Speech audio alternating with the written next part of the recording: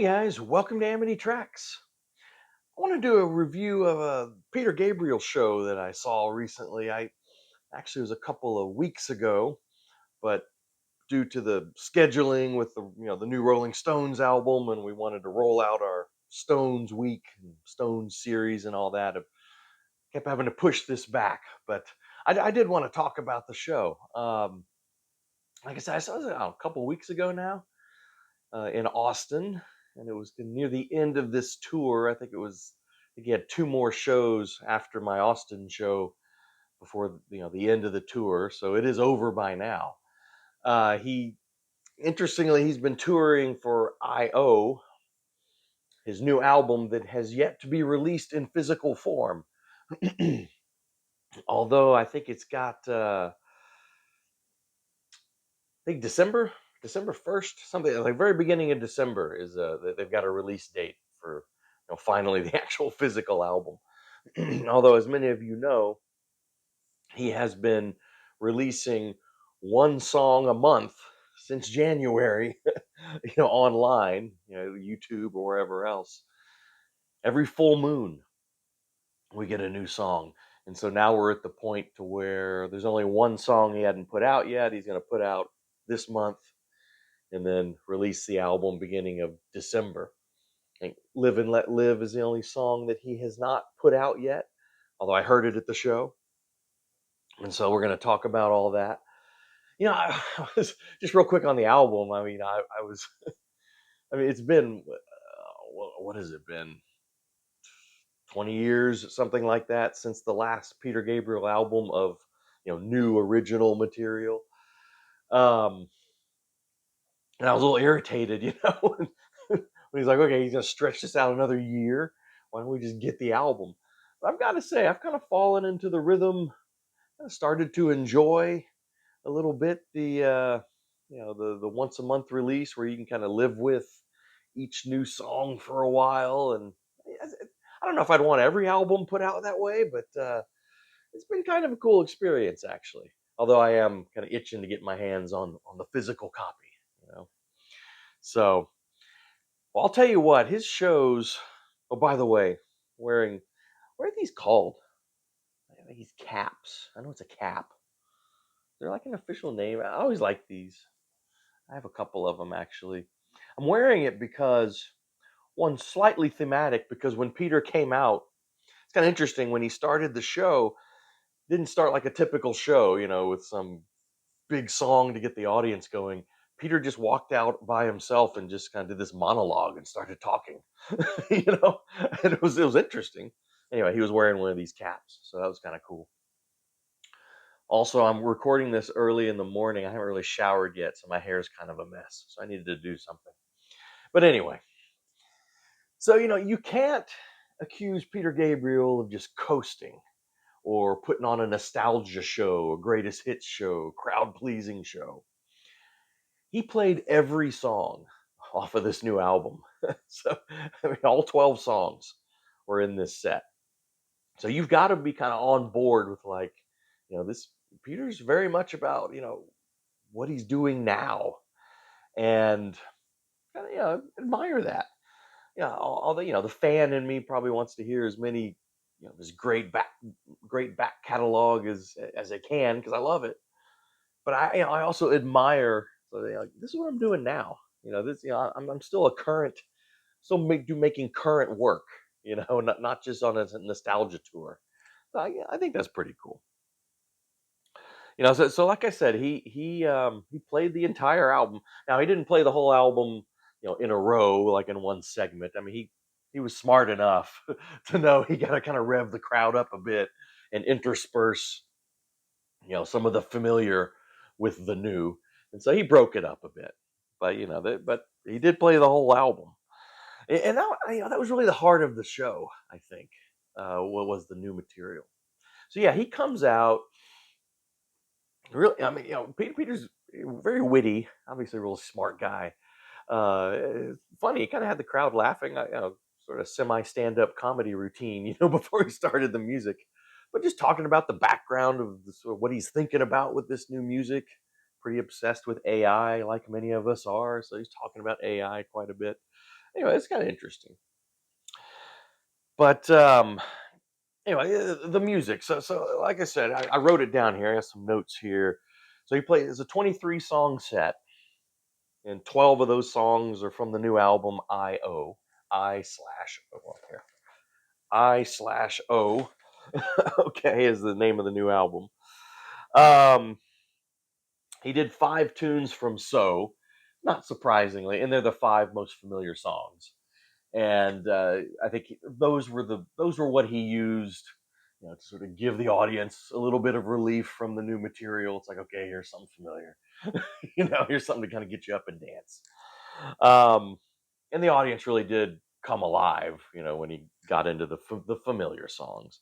He did 2 tunes from Us, 2 tunes from Up, and then one each from the third record and the debut.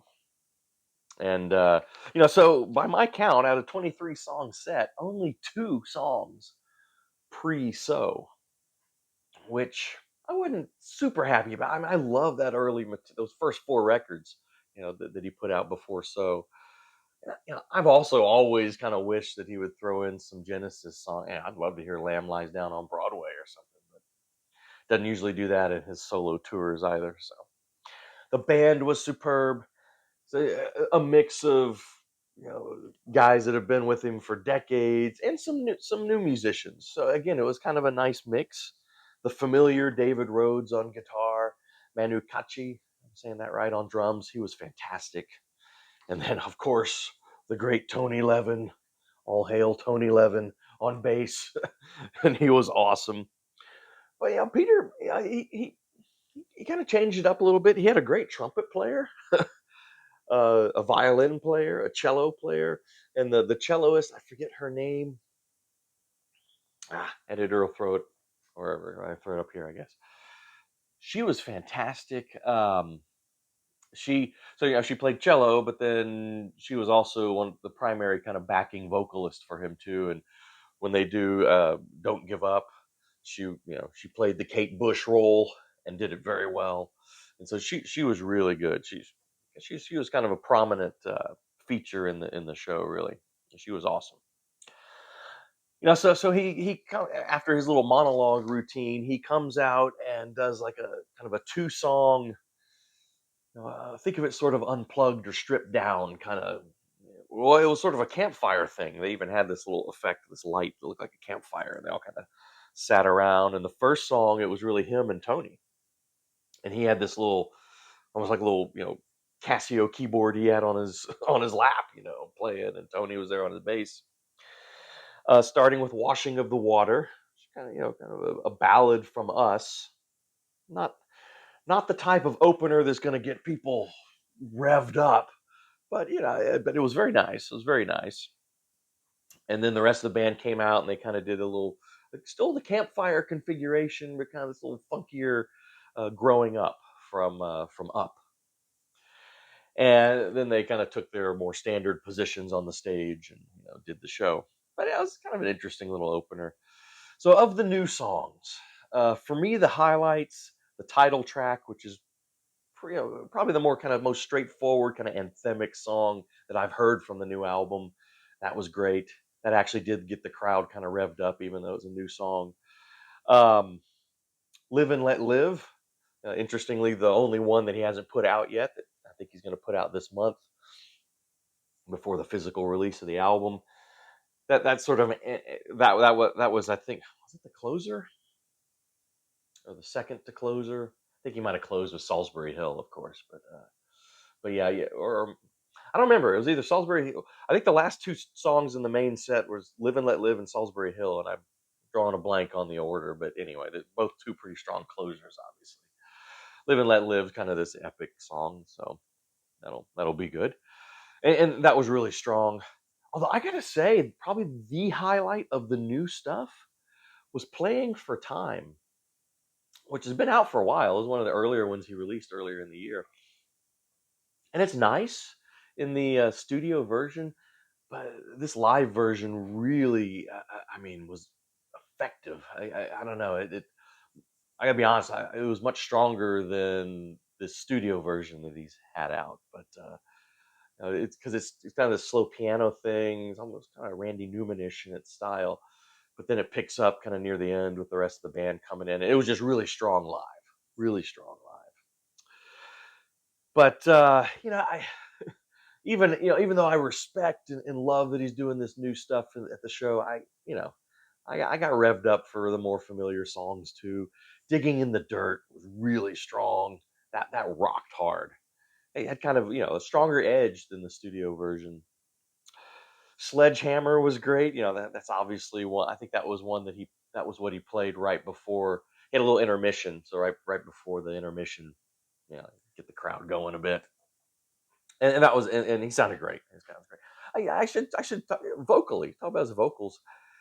He's getting up there in age. Mostly still has it vocally. Mostly, you could hear him strain here and there, but mostly he hit what he needed to hit. Even in that little falsetto he goes into sometimes, he could still hit that stuff. That was impressive. That was awesome. But yeah, Sledgehammer was great. The other big rocker from Big Time, which I actually prefer Big Time over Sledgehammer, just like his studio songs. Um, Big Time wasn't as great. I don't know, just the seemed a little bit forced. And talk about his vocals, that was where I think he seemed the most strained in the whole night. Was getting through Big Time. He's kind of running around the stage, a little older, got a little paunch, like I do. Uh, he seemed like the most out of breath, I think, through Big Time. But yeah, so Big Time fell a little flat for me, unfortunately. Although Tony Levin pulled out the stick, and which was awesome in Big Time. But Sledgehammer was a lot stronger than Big Time. He opened, right after the intermission, came back out and opened with Darkness from Up, and that's probably his most proggy, like, experimental song. I don't know, since since Genesis. I don't know. And so that was cool, and he had these really cool visual effects on that. No, I got it. Well, the visual effects were, he kind of used a screen and using shadows on the screen. He was wearing this kind of cool top hat, but kind of this cool fedora type of hat, and like on the screen, and that was pretty cool. And it was like strobe lights. So it was pretty intense, which matches the intensity of that song. It's a pretty intense song. Yeah, I mentioned visual effects. The, it was a little more stripped down than Peter usually presents. I kind of the fewest sort of visually stunning things, which is fine. Yeah, you want to focus on the music, and maybe he is getting a little older, so he can't, be strung upside down from the stage like he did, has done before, and all kinds of other crazy stuff. He didn't come out of a phone booth like he did in the Us tour. But anyway, it's just kind of a little aside. It was pretty stripped down visually, at least more so than he usually is. But I think the best song of the night was Red Rain. Always one of my favorites from again, and that was the one where it all to me came together the best. I mean, the visuals were great, the lighting, a lot of red, obviously, but pretty stunning stuff, pretty kind of visually arresting. He sang it passionately. His vocals were right on. The band was rocking it. It all came together the most, I think, with Red Rain. That was a highlight. The highlight for me, I think, was Red Rain. Um, Predictable encores, but very good. I mean, two of the better songs of the night as far as how they were performed. In Your Eyes, of course. I think the encore of choice since probably, and then Biko is the second encore. Yeah, In Your Eyes. I mean, one of the great classic Peter Gabriel songs. But I've never loved his live arrangements of it on previous tours. He stretches it out; it becomes kind of this celebratory thing. I've always liked kind of the more melancholy parts of that song, but he focuses on sort of the more, he kind of spices it up a little bit, energy wise. But I've always kind of liked the more mellow part of that song. I do have to say though, this show stuck a lot more to the studio recording, which is more to my liking than sort of what he's done recently. with it. And so I got to say that was really nice. That was great. And then Biko was, you know, predictably very powerful. And the final song, it was the second encore. So, um, with the stage kind of bathed in red and projecting this, image of Stephen Biko, who the song is about, of course. That was very powerful, very effective. So anyway, overall, the last time I had seen Peter was 1993. I had seen him on the Us tour. The last time I caught him, he doesn't tour very often. I had to go see it. He is one of my favorite artists. So I couldn't pass that up. Great show overall. I mean, I don't know if it's gonna, it doesn't stand up as one of the greatest I've ever seen. I got to be honest there. It's not going to make my top 10 concerts I've ever been to or anything like that. But I'm very glad I saw it.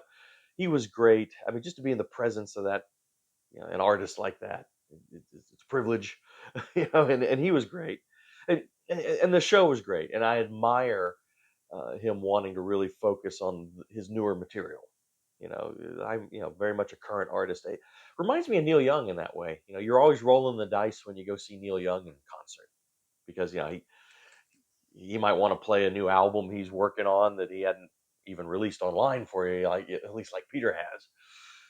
And so you go see Neil Young, half the songs will be new songs that you've never heard, or he'll anyway, kind of reminded me a little bit of Neil Young, in that you've got to just be ready to kind of go with what he's wanting to do at that point. It's not going to be a nostalgia greatest hits show usually, right? Wasn't with Peter, wasn't with Neil. Like